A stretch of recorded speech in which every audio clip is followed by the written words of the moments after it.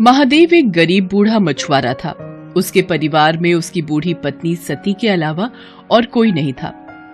आज 3 दिन से सती बुखार से तप रही थी। महादेव के पास इतना पैसा भी नहीं था कि वो उसका इलाज करवा सके। उस दिन वो सुबह जल्दी उठ गया। एक बार उसने सती के सिर पर हाथ रखा। उसे अभी भी बुखार था। उसने अपना मछली पकड़ने वाला जाल और बाल्टी उठाई और नदी पर मछली पकड़ने चल दिया। नदी के किनारे पहुंचकर उसने अपना जाल डाल दिया और मछली के फंसने का इंतजार करने लगा। वहां एक और मछुआरा छगन भी अपनी नाव पर बीच नदी में मछली मार रहा था। महादेव को देखकर छगन बोला, अरे बाबा, किनारे बैठने से बड़ी मछली नहीं मिलेगी।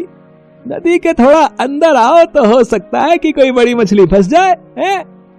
नहीं बेटा, ना तो मेरे पास नाव है और न शरीर में ताकत जो मैं नदी में जाकर मछली पकड़ सकूं।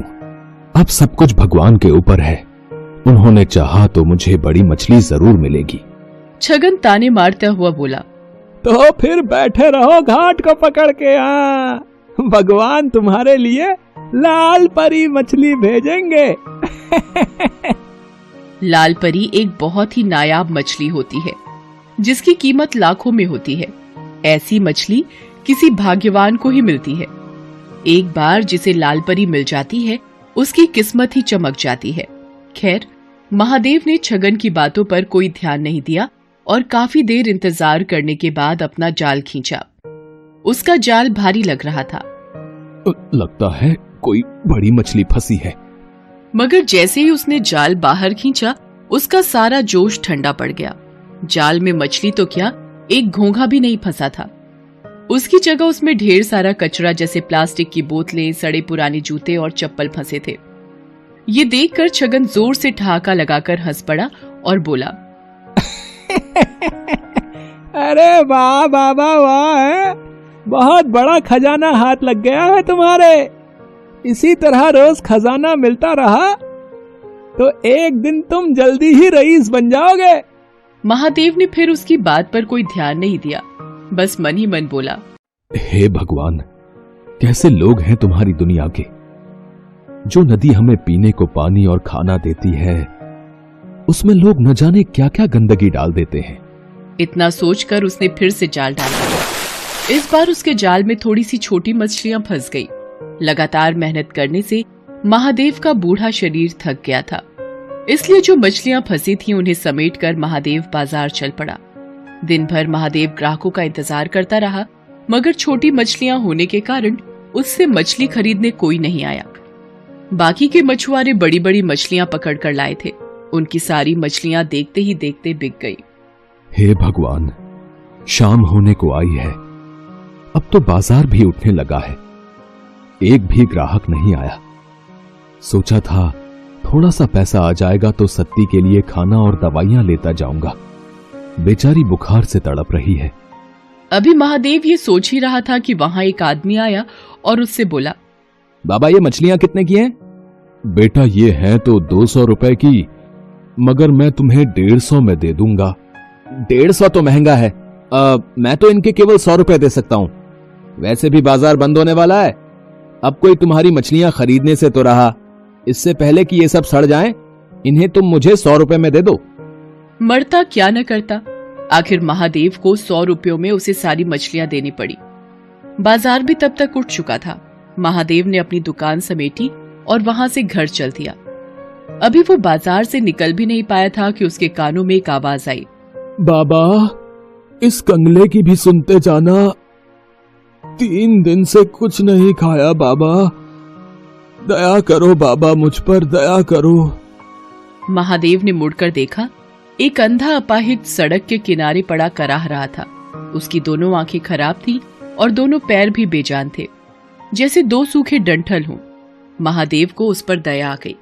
उसने अपनी फटी हुई चादर उस अपाहिज को ओढ़ा दी और पास की एक दुकान से थोड़ा सा खाने का सामान लाकर उस अपाहिज को देता हुआ बोला, अब लो, खा लो। तुमने मुझ अपाहिज पर इतनी दया दिखाई। तुम कौन हो बाबा? महादेव उसे अपने बारे में बताता है। तब अपाहिज अपनी झोली से कुछ दाने निकालकर उसे देते हुए कहता है, तुमने बिना किसी स्वार्थ के एक कंगले की मदद की है बाबा। भगवान तुम्हें इसका फल जरूर देगा। लो ये दाने रख लो। कल जाल डालने से पहले इन दानों को नदी में छिड़क देना। महादेव ने दाने लेकर अपने पास रखे और अपनी फटी चादर उस अपाहिज को अच्छी तरह उड़ाकर वहां से घर चलाया।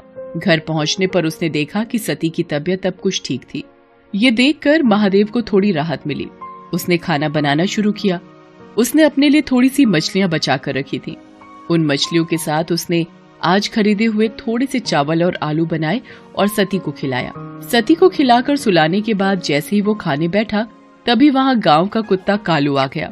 कालू को देखते ही महादेव के चेहरे पर मुस्कान तैर गई। वो कालू को पुचकारते हुए बोला, क्यों कालू बेटा, भूख लगी है? ठहर, अभी तुझे खाना देता हूँ। इसके बाद महादेव ने अपने बचे हुए खाने में से एक हिस्सा कालू के सामने डाल दिया। एक अरसे से महादेव ऐसा ही करता रहा था। वो जब भी खाने बैठता तब कालू वहाँ आता और महादेव कालू के साथ मिलावट कर खाना खाता। खाना खाकर कालू वहाँ से चला गया और महादेव भी भगवान का नाम लेकर सो गया।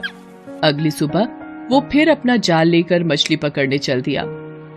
नदी किनारे पहुंचकर उसे उन दानों की याद आई जो कल अपाहिज ने उसे दिए थे। उसने उन दानों को नदी में बिखेर दिया और फिर वहां अपना जाल डाल दिया। अभी थोड़ी ही देर हुए थे कि अचानक लगा जैसे जाल में कोई भारी चीज फंसी है। महादेव जाल को खींचने लगा, मगर बूढ़ा होने के कारण उससे जाल खींचा नहीं जा रहा था। जैसे तैसे काफी देर की मेहनत के बाद उसने जाल बाहर निकाला। जाल को देखते ही उसकी आंखें चौंधी आ गई। जाल में एक बड़ी सी लाल परी मछली फंसी थी। छगन मछुआरा भी ये सब देख रहा था। लाल परी को देखते ही उसकी आंखें आश्चर्य से फट पड़ी। उसने मन ही मन सोचा, अरे बाप रे, इतनी बड़ी लाल परी है? अगर ये मुझे मिल जाए तो हफ्ते भर की कमाई एक ही दिन में हो जाए। इस बुढ़े से किसी भी तरह ये मछली छीन लेनी चाहिए। उधर छगन की दुष्टता से अनजान महादेव किसी तरह उस मछली को उठाकर वहां से जा रहा था। तभी उसे एक तेज धक्का लगा और वो बुरी तरह जमीन पर गिर पड़ा। मछली भी उसके हाथ से छूट गई। उसे छगन ने धक्का दिया था। उसके गिरते ही छगन तेजी से लाल परी को उठाकर भागा। महादेव चिल्लाया, अरे अरे चोर चोर, पकड़ो पकड़ो, वो मेरी मछली लेकर भागा जा रहा है, कोई पकड़ो उसे। मगर वहां कोई भी नहीं था जो महादेव की पुकार सुनता। लेकिन अगले ही पल ना जाने कालू वहां कैसे आ गया और भागते हुए छगन पर टूट पड़ा। उसने कई जगह छगन को काट खाया। छगन दर्द से चिल्ला उठा। उसका चिल्लाना सुनकर आसपास के रहने वाले लोग वहां भागे आए। इतने सारे लोगों के सामने अपनी पोल खुलने के डर से छगन लाल परी को वहीं छोड़कर भाग गया। तब तक महादेव भी वहां पहुंच गया। लोगों ने उस मछली को महादेव को सौंप दिया। मछली बहुत बड़ी है, इसे काटकर इसका थोड़ा सा हिस्सा मैं अपने लिए भी रख लूं तो भी बाकी हिस्सों की बाजार में अच्छी कीमत मिल जाएगी मुझे। ये सोचकर महादेव मछली को घर लाया और जैसे ही उसने उस मछली को काटा, उसके पेट से नींबू के आकार और सुर्ख लाल रंग का माणिक पत्थर रूबी निकला। माणिक को देखते ही महादेव की आंखें चौंधी आ गई। हे भगवान, इतना बड़ा माणिक पत्थर, इसकी कीमत तो लाखों में होगी। इसे पाकर तो मुझे सारी जिंदगी कोई काम करने की जरूरत नहीं पड़ेगी। ये जरूर उस अपाहिज के दिए हुए दानों का ही कमाल है। इस माणिक का एक हिस्सा उसका भी है। ये सोचकर महादेव उसी जगह पहुंचा जहां उसे वो अपाहिज मिला था, मगर अब वहां कोई नहीं था। वहां बस महादेव की फटी हुई चादर ही पड़ी थी। लोगों से पूछने पर पता चला कि उन्होंने वहां किसी अपाहिज को पहले कभी नहीं देखा है। तो वो कौन था? क्या स्वयं भगवान मेरी मदद को आए थे और मेरे नसीब को चमका दिया? इस घटना के बाद महादेव की जैसे काया ही पलट गई। अब उसके जीवन में किसी चीज की कोई कमी न रही। वो अपनी पत्नी सती और कुत्ते कालू के साथ सुखपूर्वक जीवन बिताने लगा।